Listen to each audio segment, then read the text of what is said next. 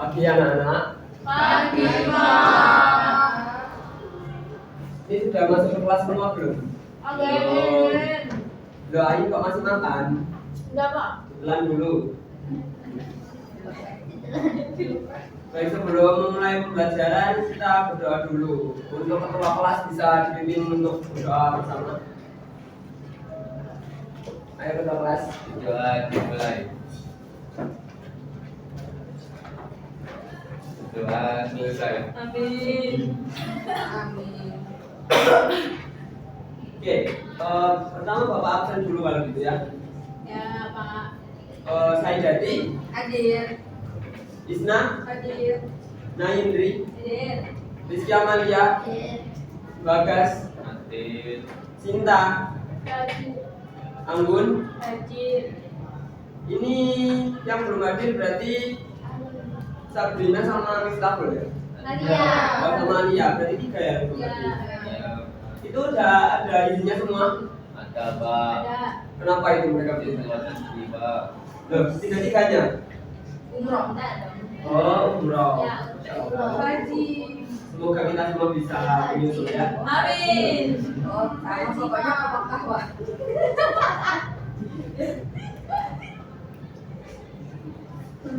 Oke, kita langsung mulai pembelajaran aja ya. Nah, minggu kemarin kan Bapak sudah menjelaskan tentang pengertian peta dan juga unsur-unsur peta ya. Sekarang Bapak akan menjelaskan tentang jenis dan juga proyeksi yang ada pada peta. Yang pertama ada tujuan pembelajaran. Bisa dibaca bersama-sama. Memahami klasifikasi peta berdasarkan isi, bentuk, dan tujuan pembuatannya. Mengidentifikasi perbedaan antara peta umum dan peta tematik. Membedakan berbagai jenis proyeksi peta seperti rimel, terucut, azimutal. Menentukan proyeksi peta yang tepat sesuai kebutuhan dan wilayah. Oke. Nah, sebelum masuk pembelajaran, kalian tahu Greenland nggak? Tahu. Tahu. Nah, kalian kalau lihat peta terus kalian cari Greenland, itu Greenland ukurannya itu jauh lebih besar, jauh lebih kecil dari Afrika. Tapi sebenarnya anak-anak, Greenland itu pulau yang besar yang ada di benua Amerika, dan sebenarnya besarnya itu Greenland.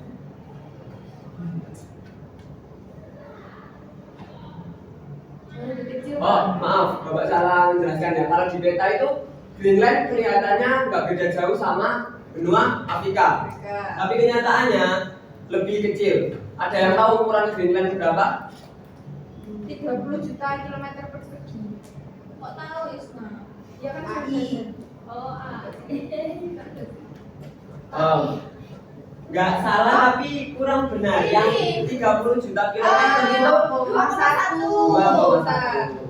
2,1 jadi Yang 30 juta itu Afrika ya. Nah.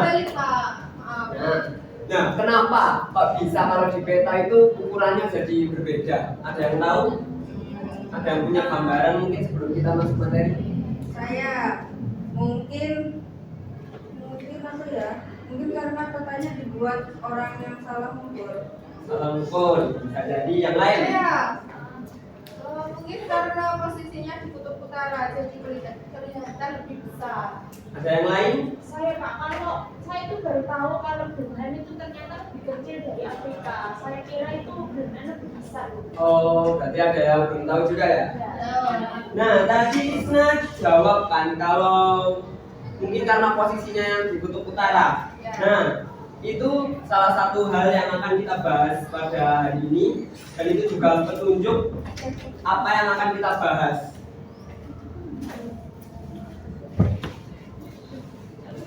Nah, bisa dilihat bahwa perbedaan yang terjadi di peta itu diakibatkan karena efek distorsi dari proyeksi Mercator yang memperbesar wilayah di dekat kutub. Jadi jawaban Isna tadi sudah masuk akal ya. Bagus Isna. Yang lain jangan mau kalah. Yang lain berarti belum belajar ini tadi malam. Ini emang proyektor di kelas ini agak bermasalah ya. Iya. Nah, proyeksi ini anak-anak itu dibuat untuk keperluan navigasi laut dan juga untuk wilayah yang jauh dari Khatulistiwa, salah satunya seperti Greenland, Rusia dan juga Kanada. Jadi akan terlihat lebih besar dari ukuran aslinya jika dilihat dari peta. Nah, inilah yang kita sebut dengan distorsi. Apa sih distorsi itu? Distorsi itu perbedaan antara representasi di peta dengan kenyataan sesungguhnya. Dan ini itu bukan masalah kayak cuma mau gaya-gayaan di peta biar negara yang dikutub itu harus lebih besar ya. Ini ada alasannya. Karena ini itu akan mempengaruhi cara pandang kita terhadap negara-negara di dunia. Nah,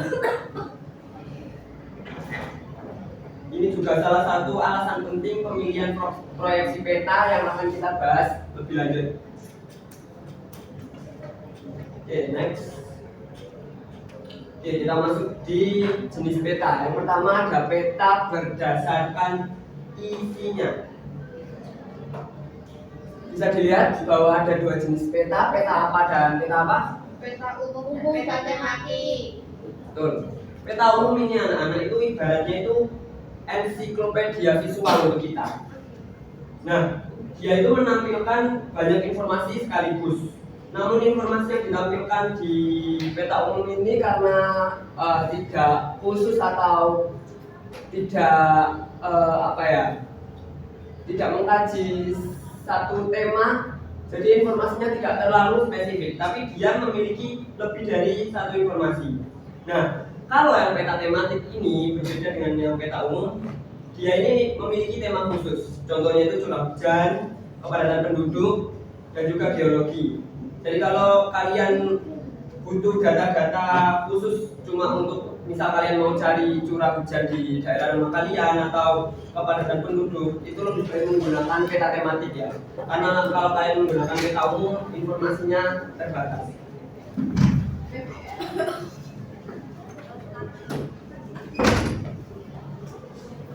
Oke, next. Nah, dari penjelasan yang tadi, kalau kalian butuh peta persebaran curah hujan, kalian harusnya pakai peta yang mana? Angkat tangan dulu. Gampang ini, masa nggak ada yang tahu? Curah hujan. Ya, sudah bisa sama Bagas. Apa? Peta tematik? Ya, tematik. Ya, benar, Bagas. Beri tepuk tangan dulu.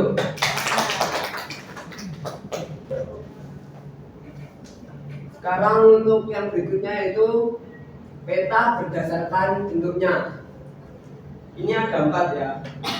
Apa aja? Alam, digital, Halo? globe, Globe ya. biasanya. globe,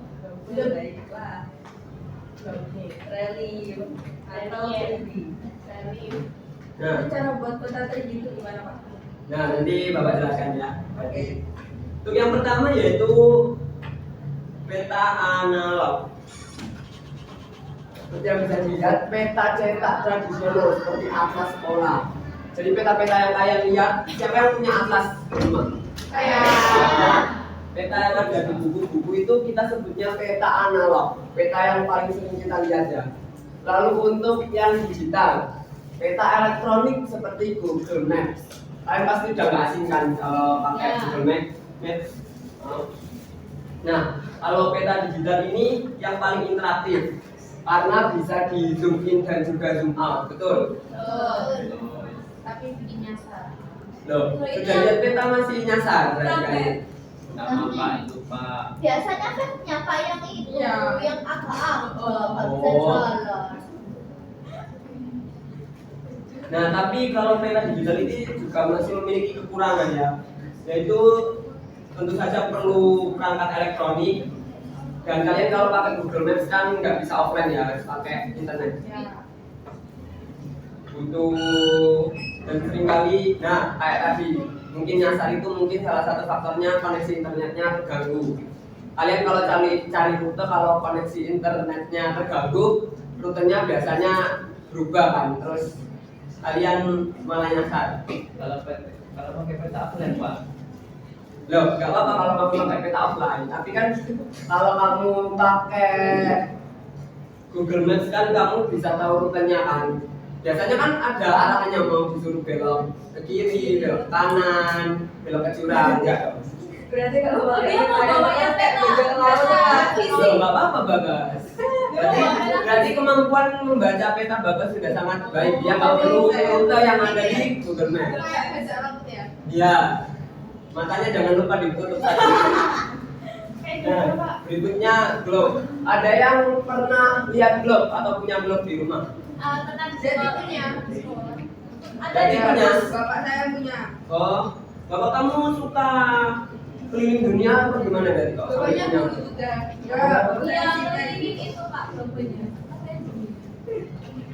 Nah, globe ini adalah bentuk representasi bumi yang paling akurat karena bumi itu kan bulat ya, tapi sebenarnya nggak bulat sempurna. Tapi yang paling mendekati itu bentuk globe ini. Nah, kalau bentuk globe ini dia tidak mengalami proses pemindahan dari permukaan melengkung ke datar, kan dia dibiarin bentuknya bulat kan.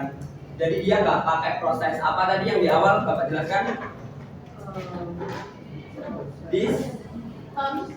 Distorsi. Nah, Iya. terus berikutnya yang terakhir ada peta relief atau 3D yang tadi ditanyain ya cara buatnya itu. Nah, ini tuh peta permukaan yang fisiknya timbul. Nah, dan menonjolnya itu nanti disesuaikan dengan ketinggian area kajian peta tersebut. Contohnya itu model topografi 3D yang sering dibaca di museum geologi. Jadi kalau ditanya gimana cara buatnya, jadi kita harus tahu ketinggian dan juga kelerengan di area kajian itu gimana, baru kita bisa memvisualisasikannya secara 3 dimensi. Bisa dipahami? Oke. Lagi dikit. Peta terbaik untuk navigasi real time. Pakai peta apa? Isna? Digital. Digital. Betul.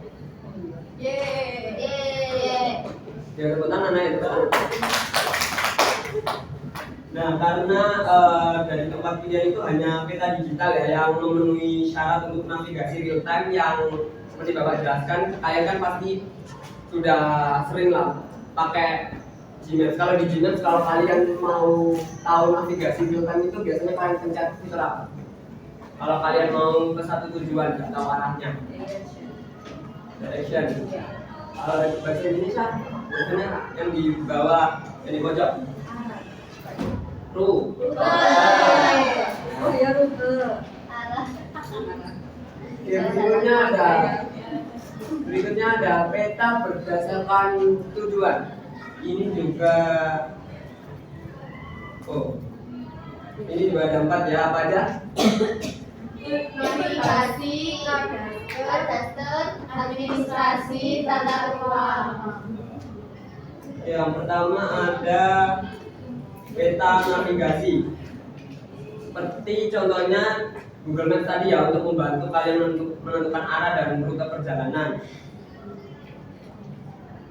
Dan peta navigasi ini tidak perlu menampilkan semua informasi geografi ya, cukup yang relevan untuk perjalanan. Apa aja yang relevan untuk perjalanan? Nama jalan, terus yang biasanya kalian lihat di Gmaps, nama-nama apa aja? Nama atau toko gitu ya, nama tempat tujuan, nama destinasi. Terus yang berikutnya ada peta kadaster untuk menunjukkan batas-batas kepemilikan tanah dan administrasi wilayah. Contohnya yaitu peta administrasi Indonesia yang menampilkan batas provinsi dan juga kabupaten. Lalu berikutnya ada peta administrasi. Ini agak mirip dengan peta yang ada itu, tapi yang ini untuk menunjukkan wilayah administratif seperti provinsi, kabupaten, dan kecamatan. Ini yang biasanya paling sering kalian lihat di atlas. Digunakan untuk keperluan pemerintah dan perencanaan daerah. Lalu yang terakhir ada peta tata ruang atau peta RT RW, yaitu kepanjangan dari rencana tata ruang wilayah. Nah, peta RT RW ini di setiap daerah di Indonesia itu pasti memiliki peta RT RW ya, yang ditetapkan oleh peraturan daerah masing-masing. Nah, di dalam peta RT RW ini setiap bagian wilayah itu pasti sudah ditentukan untuk digunakan sebagai apa. Misalnya kayak untuk zona permukiman, zona wisata, ini bisa dilihat ya, warnanya kan beda-beda. Itu misal kalau yang orange itu nanti untuk permukiman, terus yang hijau itu untuk konservasi lingkungan. Oke, yang belum jawab masih ada kesempatan buat jawab pertanyaan. Peta terbaik untuk zonasi industri dan permukiman. Ulang. 1, 2,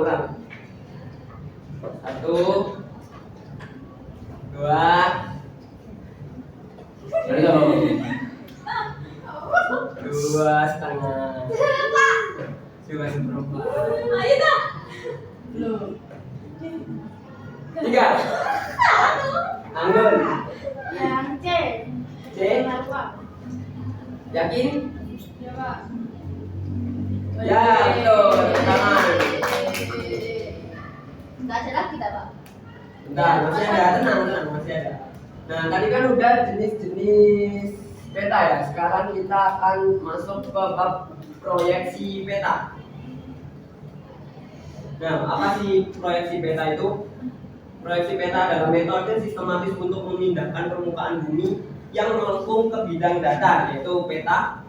Karena bumi kan berbentuk bulat ya. Nah, kalau kita harus memindahkan ke bentuk datar itu kita perlu proyeksi. Kalau nggak pakai proyeksi, mereka setiap jenis itu akan memiliki kelebihan dan keterbatasan. Nah, proyeksi ini juga ada beberapa macam. Yang pertama ada proyeksi silinder.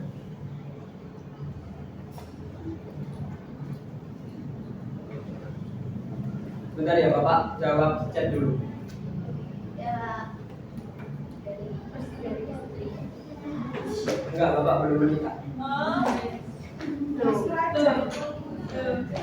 Cinta. Katanya itu yang pojok mau, Pak. Iya. Enggak, saya enggak suka sama murid sendiri. Oh, ya suka sama cewek. Bapak masih normal ya. Oke, yang pertama ada proyeksi silinder. Nah, cara kerja proyeksi silinder ini kalian bisa bayangkan ya. Kalau sebuah silinder, tahu kan bentuk silinder? Masa nggak tahu? Tabu. Nah, ya. Itu kan kayak bentuk kaleng ya. Ya. Ya. Nah, itu bayangin kalau bentuk kaleng itu mengelilingi, melingkup bumi kita. Nah, silinder ini menyentuh bola bumi tepat di bagian mana harusnya? Kan bola Di tengah. di tengah. Tengah itu kita sebutnya garis apa? Khatulistiwa. Terus. Nah, kemudian setiap titik di permukaan bumi diproyeksikan ke dinding silinder itu secara horizontal di pusat bumi. Nah, kalau setelah permukaan bumi itu dipindahkan ke silinder, silindernya itu kan dibuka, berarti bisa melebar ya. Jadi peta datar yang kayak kita lihat biasanya. Nah, kelebihan proyeksi silinder ini yaitu garis lintang dan garis bujur tampak sebagai garis lurus yang saling tegak. Dan ini sangat memudahkan navigasi karena sudut arah atau biring selalu konsisten di seluruh peta. Namun kekurangan dari proyeksi silinder ini sendiri itu distorsinya itu semakin parah. Kan tadi jawaban Ain kan karena dia cuma menyentuh bagian khatulistiwa ya. Jadi yang bagian kutub-kutub itu kena distorsi. Nah, itu yang kejadian di apa tadi? Daerah apa tadi? Queensland. Oke, next. Selanjutnya ada proyeksi kerucut. Nah, kalau yang kerucut ini udah jelas ya, kalau kerucut itu bentuknya kayak gimana? Kayak caping. kopi ulang tahun gitu ya, kayak pohon es krim. Nah, itu kalau diletakkan di atas bumi kita, di atas bola bumi, itu ujung kerucutnya itu akan tepat berada di bagian mana? Di bagian Ujung kutub. kutub. Ya. Betul. Dan sisi kerucutnya itu akan menyentuh atau memotong bola bumi di sekitar lintang tertentu. Kemudian permukaan bumi diproyeksikan ke sisi dalam kerucut itu. Nah, kan diproyeksikannya ke dalam sisi kerucut. Berarti kalau kalian lihat itu setelah selesai, kalau kerucutnya dibuka dan dibentangkan akan menjadi peta yang berbentuk lingkaran kan? Kan kerucut kalau dibegal ini bentuknya akan jadi lingkaran kan? Dibegal sih. Nah, itulah mengapa proyeksi kerucut ini sering digunakan untuk peta-peta regional di wilayah lintang menengah seperti Amerika Serikat, terus di Eropa dan juga Rusia bagian barat. Nah, tapi kekurangan proyeksi kerucut ini itu kurang cocok untuk wilayah yang sangat luas seperti untuk seluruh dunia. Jadi kalau kalian pakai proyeksi ini kalian nggak kurang bisa digunakan kalau kalian mau memetakan peta dunia secara keseluruhan. Ada yang tahu kenapa? Ya karena kan bentuknya kerucut tadi. Jadi dia nggak mungkin kalau tadi kan titiknya di apa tadi yang dijapain?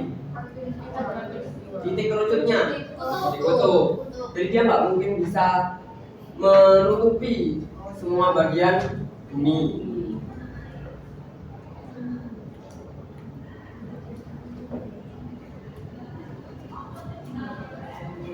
Selanjutnya ada proyeksi azimutal. Kalau untuk proyeksi ini itu cara kerjanya itu sebuah bidang datar itu nanti disentuhkan. Jadi kalau azimutal itu bidangnya datar, itu disentuhkan atau ditempelkan pada satu titik di permukaan bola bumi. Bayangin ya, kan buminya benda. Kalian punya kertas ya, kertas kan datar. Nah itu ditempelin di satu titik. Titik ini bisa di kutub utara, di kutub selatan atau di titik manapun yang ini dipetakan. Kemudian permukaan bumi diproyeksikan ke bidang datar dari sudut tertentu. Nah, hasilnya nanti akan berbentuk lingkaran dengan titik kontak di tengahnya. Seperti itu ya, yang di atas itu titik tengahnya berarti ada di kutub.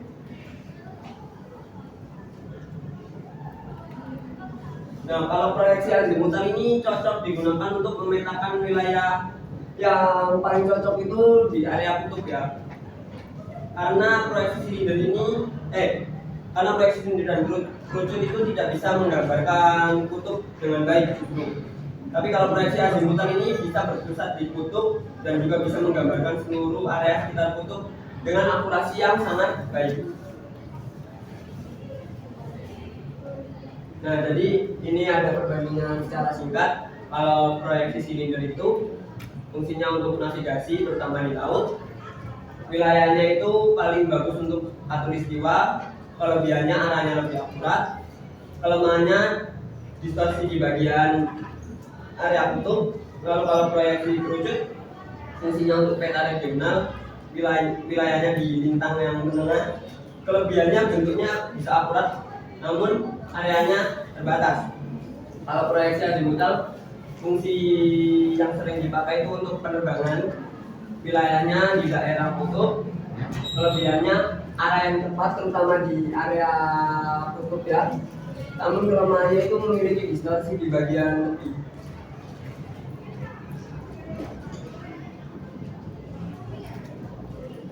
Nah, untuk rangkuman dari keseluruhan materi yang sudah Bapak jelaskan, berdasarkan klasifikasi peta, kalau peta berdasarkan isi itu tadi peta apa sama apa? Peta. Ya, ayo bawa dijawab bareng-bareng, ini bukan kuis, kali ini bukan kuis. Tahu. Kan peta? Tematik. Kalau menurut bentuknya, Peta analog. terus Digital. relief. Satu lagi. Belum. Belum. Kalau menurut tujuannya, Tata ruang. tata ruang, Navigasi. administrasi, navigasi, kadaster. Nah, terus untuk proyeksi peta ada berapa tadi? Masih ada Empat. Ya, apa aja? Ada azimut sama kerucut. Oke, berarti memperhatikan semua ya. Bagas kok main HP dari tadi Bagas. Nah, mungkin ini udah jam berapa nah? Jam Oke, sebentar lagi kita istirahat. Tapi sebelum istirahat, Bapak ada sedikit saatnya tuh. Enggak gampang, enggak. Bapak enggak suruh kalian bikin peta. Gampang. Jadi tugas kelompoknya itu deadline-nya minggu depan ya. Cukup ya. Gampang ini. Bentar, didengerin dulu tugasnya gampang ini. Nah, nanti tugasnya itu kita ini diisi aja. Bagian kelompok. Nanti dibagi jadi 3 kelompok aja. Mau Bapak yang pilihin atau dipilih sendiri? Sendiri. Ya, boleh. Terima kasih Amir. Ya udah dibagi sendiri ya. Pokoknya dibagi jadi 3 kelompok. Nanti kelompok pertama itu temanya peta umum dan tematik. Kalau kelompok 2 analog dan digital. Nah, untuk kelompok yang 3 itu proyeksi silinder dan kerucut. Nanti tugas kalian semua itu sama ya, analisis perbedaan dari peta-peta dari masing-masing tugas yang kalian dapat. Kalau yang dapat peta umum dan tematik ya perbedaan keduanya. Kalau dapat analog dan digital juga perbedaan keduanya. Yang dapat proyeksi juga perbedaannya. Lalu cari contoh nyata masing-masing. Kalau kalian bandingkan kelebihan dan keterbatasannya. Nah, outputnya buat infografis. Infografisnya nggak usah yang terlalu banyak tulisan, tapi informatif. Jadi kalian harus bisa merangkum informasi yang banyak itu biar jadi infografis yang menarik. Nanti infografis yang paling menarik menurut Bapak dapat nilai paling bagus dan dapat hadiah kesempatan, yaitu mempresentasikannya di depan semua angkatan, acara angkatan minggu depan. Iya, deadline-nya kan minggu depan. Nanti Bapak pilih satu kelompok yang infografisnya paling bagus buat ditampilin di acara angkatan. Boleh. Ayo Pak mau. Tidak usah was ya. Tapi hadiahnya nggak boleh ikut kelas. Ya. Kan sudah maju di depan angkatan. Kalau nggak ikut UAS itu nanti Bapak bingung ngasih nilainya ke kalian gimana. Ya dikasih itu dari Jadi sama maju. Pak. Hadiahnya nggak usah ulangan harian aja deh. Ya sama. Kan 2 minggu lagi. Ya, kan nanti ada ulangan harian lagi. Itu nggak usah ikut ya. Tapi UAS tetap Tidak fair. Tapi nggak usah kecewa. Yang kelompok lainnya tetap presentasi tapi di kelas kalian aja. Yang presentasi di angkatan itu yang infografisnya paling bagus. Pak, kalau pakai AI boleh nggak untuk riset? Boleh, tapi nanti jangan kamu cari di dalam langsung kamu kopas mentah-mentah ya. Oh ya, kalian harus cari ini rektor kalian ini sudah ini ya. Nanti Bapak lapor ke kepala sekolah. Nanti tapi apa tadi AI ya? Iya. Jangan langsung dikopas. Terus Bapak juga minta sumbernya yang jelas. Sumbernya nanti ditampilin di infografis. Kalau bisa ada linknya juga. Nggak mau Pak. Ya nilai kamu pasang Bagas. Untuk sumber mau dikasih batasan atau enggak? Nggak Pak. Satu aja. Cuma 2 tahun. Oh tahunnya. Dikasih batasan atau enggak? Selima. Dikasih ya. Batasannya 5 tahun. 50 tahun. 10 ya? 50. 10 atau 5? 10. 20. Nah, kriteria penilaian kelengkapan materi 25%. Jadi informasinya harus lengkap dan akurat. Tapi nggak usah panjang-panjang ya, nanti yang baca nggak tertarik, bosan.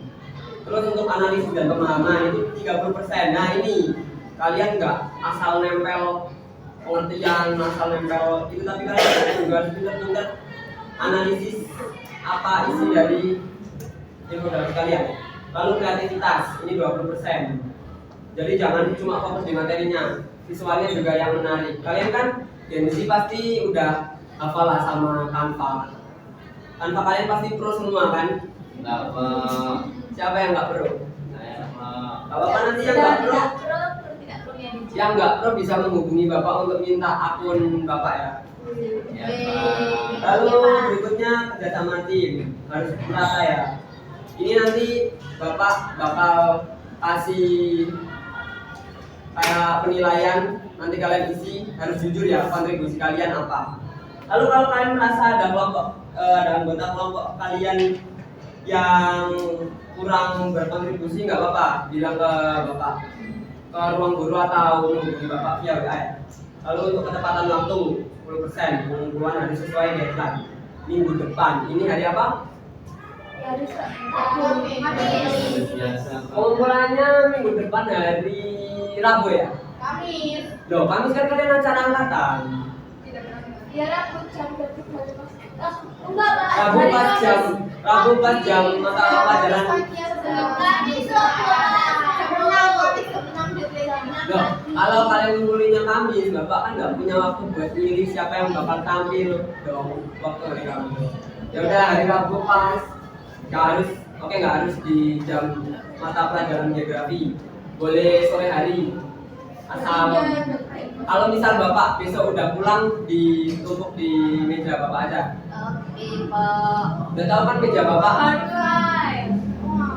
Ya, iya. Bapak lupa memberitahu hari survei ya. Di print ukuran 4 aja. Tahu kan meja Bapak di ruang guru? Tahu. Oke. Ada yang ditanyakan untuk penugasan kalian? Sudah jelas? Sudah lapar, ini masih pagi. Lain tadi nggak sarapan. Ya karena sudah banyak yang sambat lapar, Bapak akhiri aja pertemuan pada hari ini. Terima kasih atas kehadiran kalian. Sebelumnya, mari kita berdoa. Ketua kelas bisa dipimpin untuk berdoa. Doa dimulai. Doa selesai. Oke, terima kasih. Pulang. Jangan lupa dikerjakan tugasnya. Bapak. Bapak pamit dulu. Assalamualaikum warahmatullahi wabarakatuh. Waalaikumsalam warahmatullahi wabarakatuh. Terima kasih, Pak.